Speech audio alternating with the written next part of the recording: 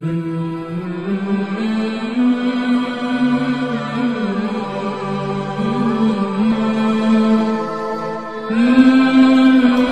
للہ رب العالمین والعاقبۃ للمتقین والصلاة والسلام علی سید الانبیاء والمرسلین وعلی آلہ واصحابہ وآل بیتہ وازواجہ وذریاتہ اجمعین، اما بعد فاعوذ باللہ من الشیطان الرجیم، بسم اللہ الرحمن الرحیم، اللہم صلی علی سیدنا و مولانا محمد وعلی آل سیدنا و مولانا محمد وبارک وسلم۔ سامعین محترم، رب ذوالجلال کی توفیق سے قرآن مجید فرقان حمید کی صورتوں کے مختصر تعارف اور ان کے مختصر فضائل بیان کرنے کا ہمارا سلسلہ یہ جاری ہے۔ خالق کائنات مجھے اور آپ سب کو قرآن مجید فرقان حمید سمجھنے اور اس کے اوپر عمل پیرا ہونے کی توفیق عطا فرمائے، اور قرآن مجید فرقان حمید کی تلاوت کثرت کے ساتھ خالق کائنات ہم سب کو کرنے کی توفیق عطا فرمائے۔ پچھلی نشست میں سورہ یونس کا میں نے تعارف آپ کے سامنے پیش کیا تھا۔ آج سورہ ہود کا تعارف کچھ آپ کے سامنے پیش کرنے کی کوشش کرتا ہوں۔ سورہ ہود قرآن مجید فرقان حمید کی جو ترتیب ہے صورتوں کی، اس لحاظ سے اس صورت کا نمبر 11واں ہے، اور نزول کے اعتبار سے اس کا نمبر ہے 52، یعنی 52 نمبر اس کا ہے۔ سورہ ہود یہ مکی صورت ہے اور اس کے اندر 123 آیات اور 10 رکوع ہیں۔ اس صورت کا نام سورہ ہود کیوں رکھا گیا ہے؟ جس طرح میں پیچھے عرض کرتا رہا کہ صورتوں کے نام کس وجہ سے رکھے جاتے ہیں۔ حضرت ہود علیہ السلام اللہ تعالیٰ کے عظیم رسول تھے۔ حضرت نوح علیہ السلام کے بعد قوم عاد کی طرف مبعوث ہوئے۔ اس صورت میں آپ علیہ السلام کی تبلیغ کے حالات بیان ہوئے، اس لحاظ سے اس صورت کا نام آپ علیہ السلام کے نام پر سورہ ہود رکھ دیا گیا ہے۔ مقام نزول اس کا یہ ہے کہ حضرت عبداللہ بن عباس رضی اللہ تعالی عنہما اور باقی مفسرین فرماتے ہیں کہ سورہ ہود مکہ مکرمہ میں نازل ہوئی۔ حضرت عبداللہ بن عباس رضی اللہ تعالیٰ عنہ سے ایک روایت یہ بھی مروی ہے کہ آیت واقم الصلاۃ طرفی النہار کے سوا باقی تمام صورت مکی ہے۔ حضرت مقاتل رحمۃ اللہ تعالیٰ علیہ نے فرمایا کہ آیت فلعلک تارک اور اولئک یؤمنون بہ اور ان الحسنات یذہبن السیئات کے علاوہ پوری صورت مکی ہے۔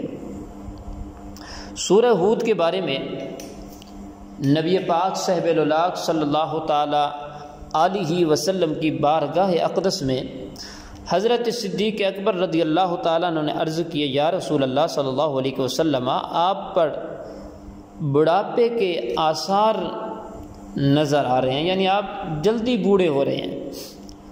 اللہ کے نبی صلی اللہ علیہ وسلم نے ارشاد فرمایا کہ مجھے سورہ ہود، سورہ واقعہ، سورہ مرسلات، سورہ نبا یعنی عما یتساءلون اور سورہ اذا الشمس کورت نے بوڑھا کر دیا ہے۔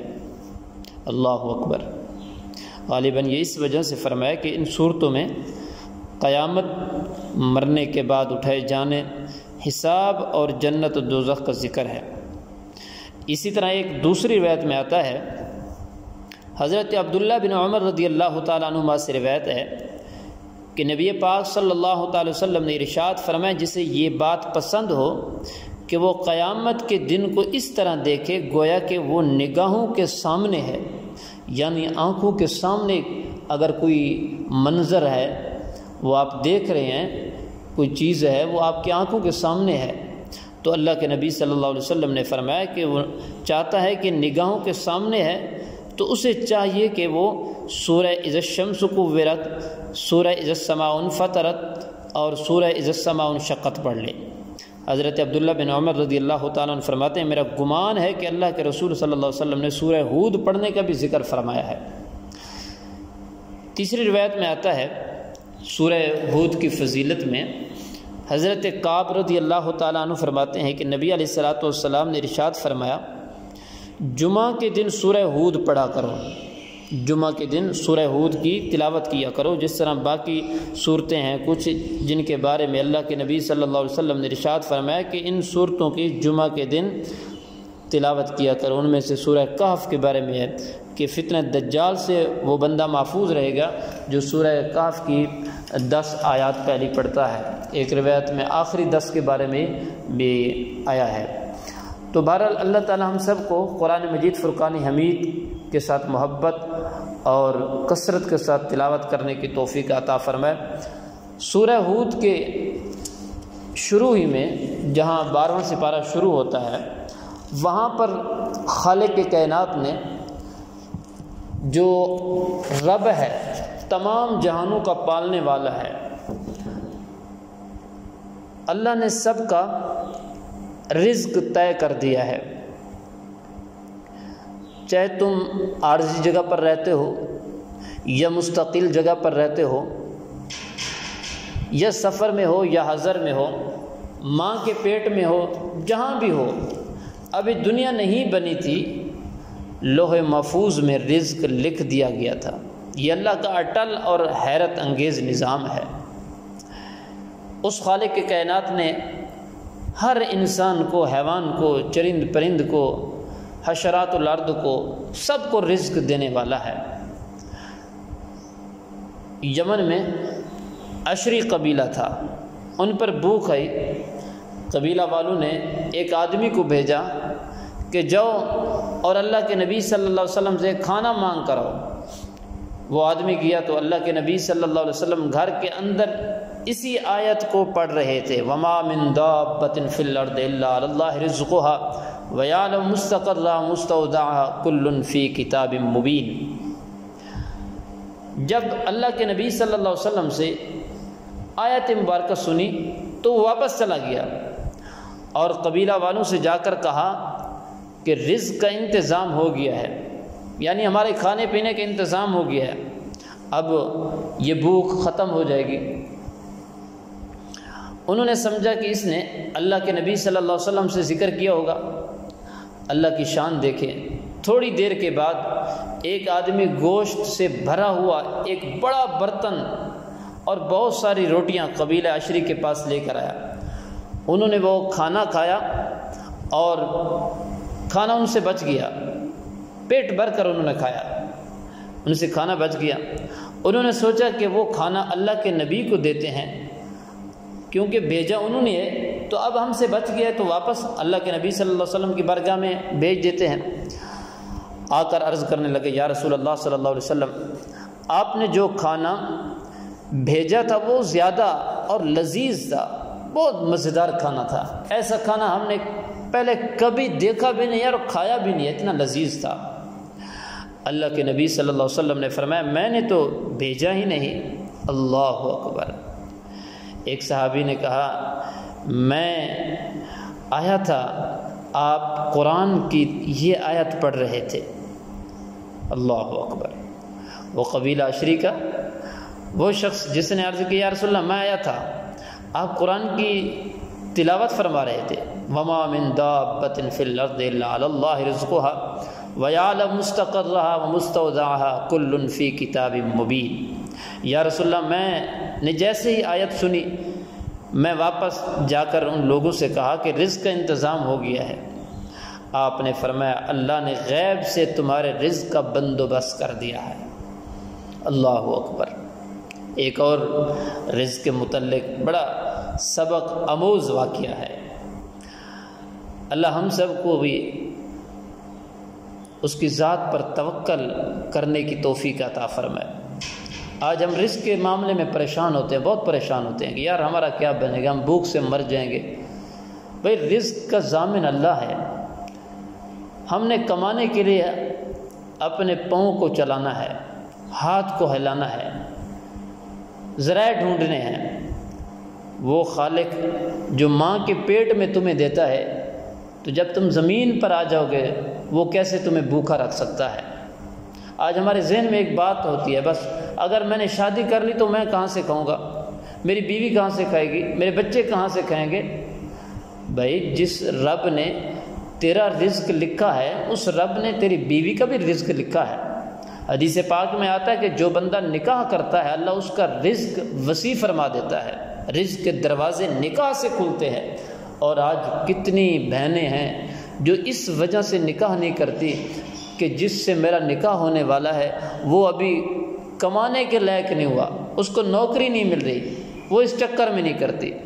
اور جو مرد ہے وہ کہتا ہے پہلے نوکری ڈھونڈوں گا، پہلے رزق ڈھونڈوں گا، تب میں جا کر شادی کروں گا۔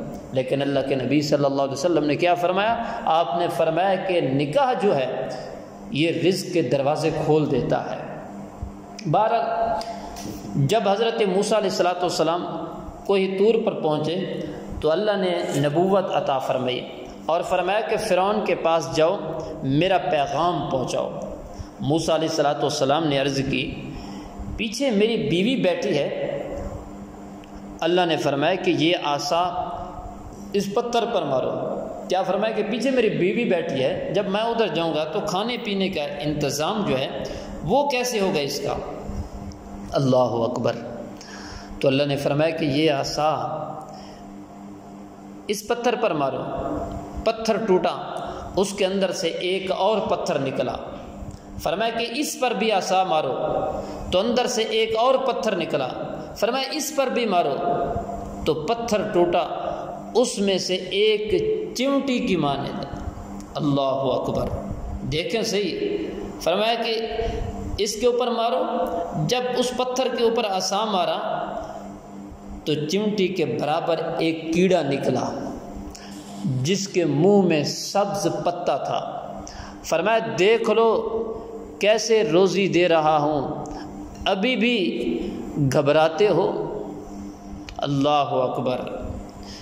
جب وہ کیڑا حضرت موسیٰ علیہ السلام نے دیکھا تو کیڑے کا کلام سنا، اللہ نے کیڑے کو قوت گویائی عطا فرمائی۔ اس کیڑے کا کلام کیسا تھا؟ وہ کہہ رہا تھا پاک ہے وہ جو مجھے دیکھتا ہے اور میرا کلام سنتا ہے اور میری جگہ کو جانتا ہے اور مجھے یاد رکھتا ہے اور مجھے بھولتا نہیں۔ اللہ اکبر، اللہ اکبر۔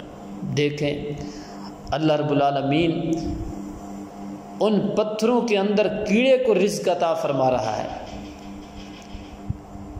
لیکن بندے تو بندے ہیں۔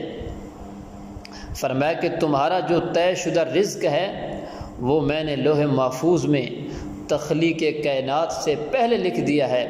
لوح محفوظ کا ایک ورق ساری کائنات سے بڑا ہے۔ لوح محفوظ کا نچلا حصہ فرشتے کی گود میں ہے اور اوپر کا حصہ عرش کے ساتھ ملا ہوا ہے۔ اس میں انسانوں کی روزی کائنات پیدا کرنے والے سے 50,000 سال پہلے لکھ دی گئی ہے۔ اللہ اکبر۔ ایک روایت میں آتا ہے کہ حضرت عبداللہ بن مسعود رضی اللہ تعالیٰ عنہ کی روایت کے مطابق جب انسان کے اعضاء کی تکمیل ہو جاتی ہے تو اللہ ایک فرشتے کو حکم دیتا ہے جو اس کے متعلق 4 چیزیں لکھ دیتا ہے۔ اس کا عمل جو وہ کرے گا، اس کی عمر، سال، مہینے، دن، منٹ اور سانس لکھ دیتا ہے۔ تیسرے نمبر پر اس کو کہاں مرنا ہے اور کہاں دفن ہونا ہے۔ چوتھے نمبر پر اس کا رزق کتنا اور کس کس طریقے سے پہنچانا ہے۔ گویا رزق کا ضامن وہ رب ذوالجلال ہے۔ رزق کی ہمیں فکر نہیں کرنی چاہیے۔ فرائض کی پابندی کریں، نماز کی پابندی کریں۔ اگر آپ کسی کاروبار میں ہیں، نماز کا وقت ہو چکا ہے تو اپنے کاروبار کو بند کر کے نماز کی طرف بھاگیں۔ جب آپ نماز پڑھیں گے، نماز پنجگانہ تکبیر اولیٰ کے ساتھ پڑھنے کی کوشش فرمائیں۔ جب آپ نماز کے عادی بن جائیں گے، قرآن کی تلاوت کو اپنا معمول بنائیں۔ روزانہ صبح اگر بہت زیادہ بھی نہیں کر سکتے، کم از کم 2 آیات مقدسات تو آپ تلاوت کریں۔ اس کے بغیر آپ دن کا کوئی بھی کام ہے وہ شروع نہ کریں جب تک آپ قرآن مجید فرقان حمید کی تلاوت نہیں کرتے۔ دیکھیں آپ کی زندگی میں کیسے انقلاب آتا ہے۔ ہم نے قرآن کو پڑھنا چھوڑ دیا ہے، ہم نے قرآن کو سمجھنا چھوڑ دیا ہے۔ کتنے لوگ ہیں جو رمضان المبارک کے اس مقدس مہینے میں قرآن مجید فرقان حمید کا ختم کرتے ہیں، 10 سپارے پڑھے ہیں، پھر کسی کو کہیں کہ یار میرے 20 رہ گئے، میرے ساتھ یہ 20 سپارے پڑھو۔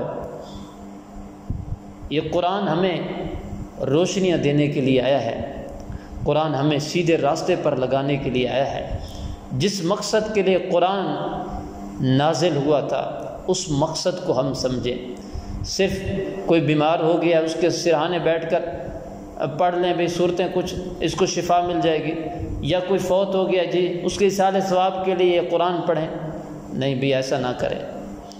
بیمار کے سامنے پڑھیں، اس پر دم کریں، پھر بھی اللہ شفا عطا فرما دے گا۔